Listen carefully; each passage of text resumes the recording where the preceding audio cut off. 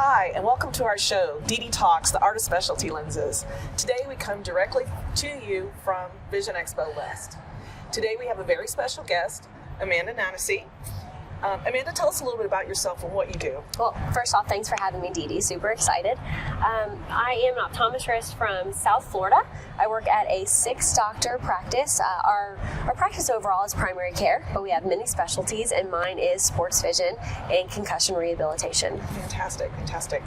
So we're just going to talk a little bit today about some of the things that you do in sports vision. So what got you started in your interest in sports vision and sports vision therapies?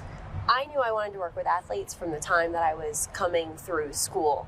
So while I was still in optometry school, I started doing research with the baseball team. And through that, I ended up contacting the doctors that were then with the Miami Dolphins and had been for 35 years at that point, and kind of picking their brain about what I should do with that research project. Also meeting with the doctor for the Orlando Magic to try to get into the field a little bit. Right. And I was so lucky that when I was going to graduate, they actually said, we need a doctor to come in and do vision training because one of the other doctors was retiring. So it worked out perfect. I got to go back to the doctors that I had worked with as a student to then become a doctor there and kind of be lucky enough to be grandfathered in working with the Miami Dolphins, which was huge. That's fantastic and perfect timing, absolutely. Yes. So what's your approach to sports performance and vision therapies? I will tell you that I think that mine is a little bit different than people that know about vision therapy. First off, anytime we're working with athletes, it's never therapy because they're not broken, right? They don't like the word therapy, it's training. So when we're working with athletes, a lot of doctors that do therapy and training are always having them coming into their practice consistently. Right. And it's kind of looked at like a regular patient. You come in a couple times a week and you do these activities. I've integrated more with our teams to where I'm a part of their sports medicine team, or almost more of the performance and athletic training side, to where we will see the athletes, but then we'll also teach the athletic trainers what it is we're doing and how we want to make sure that we reinforce those things that we want the players to do. Right. They're working it into their regular training. Right. Because it's not, this is vision therapy or vision training time. It's that I am doing my performance training, and vision is an integral part of that. Absolutely. So it's a little bit different, I think. And it's great because like I said, we're a part of the medical team. We're a part of the medical staff.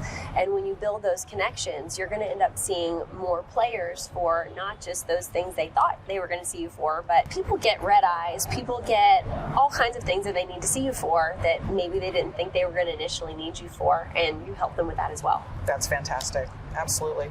So what tips and tricks would you recommend for practitioners that want to get involved in sports vision?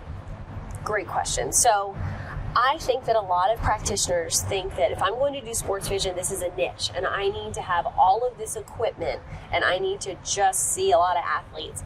But really, what we're trying to push through AOA and Sports Vision Pros is that every single eye care provider across the country is seeing athletes. They're in your chair, whether you know it or not. Yeah. So it's a matter of just knowing how to reach out to those athletes when they're seeing you and how to go to your local schools. You don't have to be with pro teams. Right. It's the local colleges, it's the local high schools that all need this care.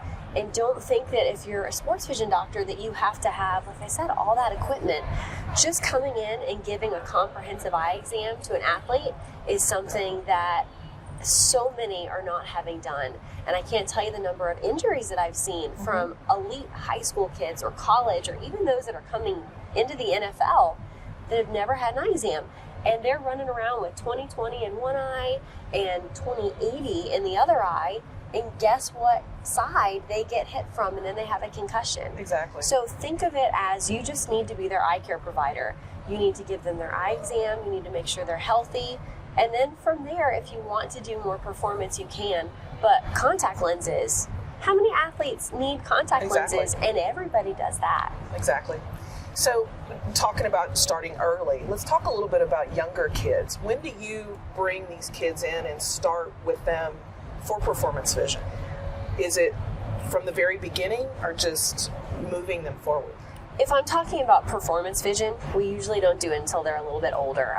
But as I say that, my daughter is a 9-year-old elite junior golfer, right? So she competed in the World Championship at Pinehurst this year. Yeah. And if I have a golfer that can't see 20/20 or has unequal acuity, they're not going to be able to read the greens as well because they're not going to have good depth perception. So I'm going to, again, step away and say your athletes are your regular patients. And I do infancy exams, but anyone should be having an exam before they start school. Totally agree. Because Totally Little agree. League baseball players, everybody needs to have that exam. And once you establish that connection and you bring up the fact that they're playing sports and say, you know what, we actually have some things that we can offer you, then they're going to come to you when they get older and they get a little bit more serious. I'll give you one great example for Little League. If I'm dealing with one of my MLB players, I am never going to try to adjust a batting stance. Not my thing, right? But if I have a kid that sees better in one eye than the other, they may have a very closed batting stance. They might bat like this. And then I'll say, you know what? Your eyes need to work together as a team. So if you get a little bit more comfortable to having a more open stance, you're going to get better depth perception and probably connect with that ball a little bit better. Yeah. And if you say that to your mom and your kid, they're going to be blown away. Again, they just came here to see an eye doctor and they don't know what all we can do. That's fantastic. So I know in your profession you do use a lot of different items to get started. What's some of your favorite things to use for these athletes? Well, right now, because again, our big push is to get people in with teams. And if you're going to try to approach a team, no matter what level, you need to have a hook that's going to get them. And I'll say performance vision has always been the hook that we kind of went for. Safety is kind of what I go for now because everyone's worried about concussions and talk about the safety profile, how much better they're going to be if they can see out of both eyes. But if you have something else that's kind of cool, right? So Altius is a sport tinted lens that is a daily disposable, which is great. But it's going to enhance contrast, make them see the ball a little bit better for my athletes in South Florida that are in the bright sun, for my other football players, my soccer players, that would not be caught dead wearing sunglasses anywhere near the pitch.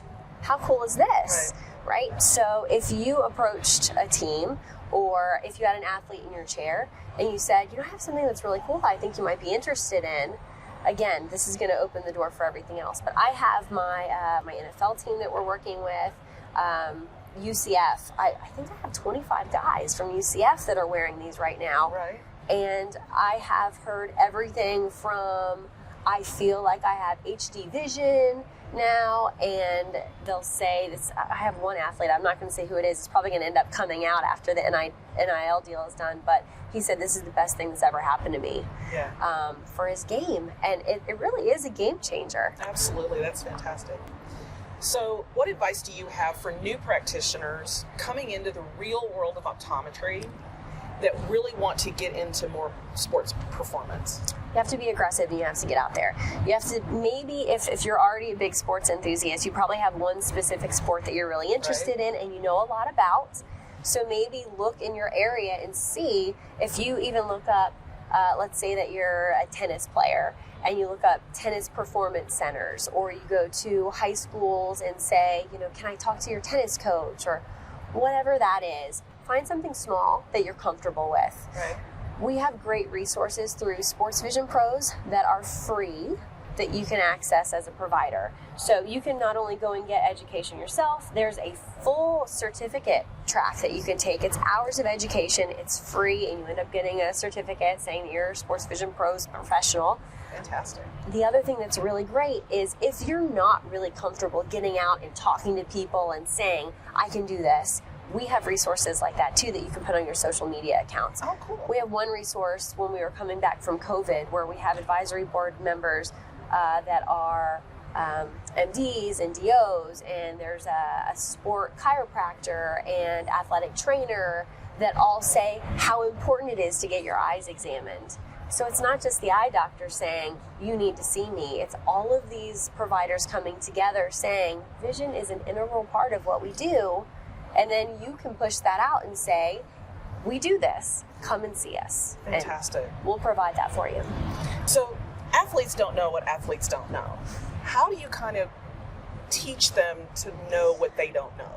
It's hard. It really is hard. And this is one of the things that's been great for one of my teams that we work with is they have a coach that's really on board. And if coach says to do it, they'll do it. But otherwise, it's just listening to me. Right. And the great thing is that when you're dealing with younger athletes, they want to be as good as they can be. Right? So when you tell them that this is a possibility, if they're high school, if they're trying to get into colleges, or if they're college trying to get to the next level, they will do typically what you recommend. And NFL and MLS, the pros are a little bit tougher, but you have to demonstrate it for them. Right. And Altius has been a great tool for me for that, because athletes will say, I might not be your 20/20, but I know I see fine. I see well enough. But if I say, I have the cheat code here, I have something that can enhance your game, then I can put the contacts on them. Then I could show them the glasses. Once you demonstrate it for them, then they're going to understand. And it almost has to be their idea, right?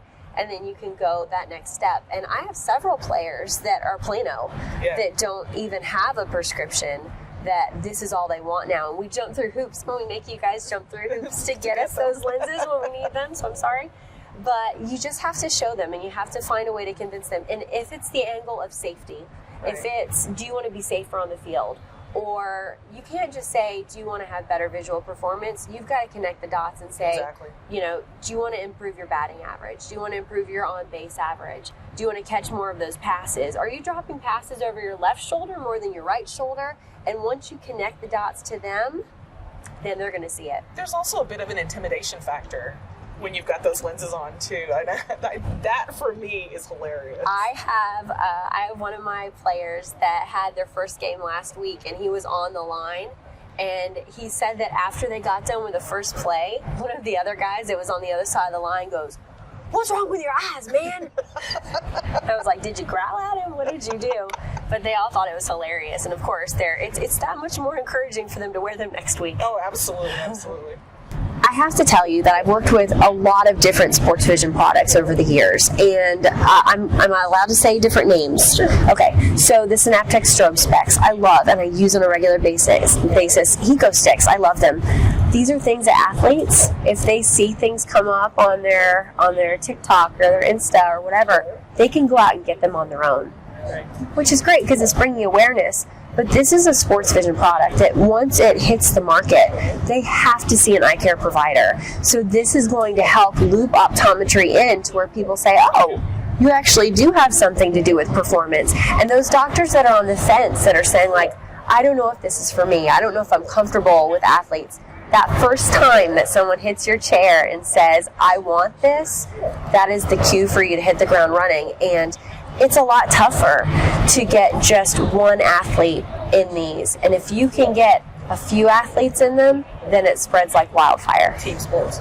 Exactly, team sports. All right, well, here on Dede Talks, I know you've not seen too many of the episodes, but one of the things we also talk about is art or artistic talent. So I want you to tell me a little bit about your artistic talent, because it's a very interesting. All of the optometrists that I've met have an artistic talent that they don't really let other people know about. So I want to hear about yours. Okay. I hope it qualifies enough as an artistic talent. I was telling Dede that I was a dancer growing up, and I was a high school dancer. And then when I went to go audition for my college dance team at UCF, I missed the auditions. So I was heartbroken, but I really wanted to be involved. So I saw a poster for the mascot auditions.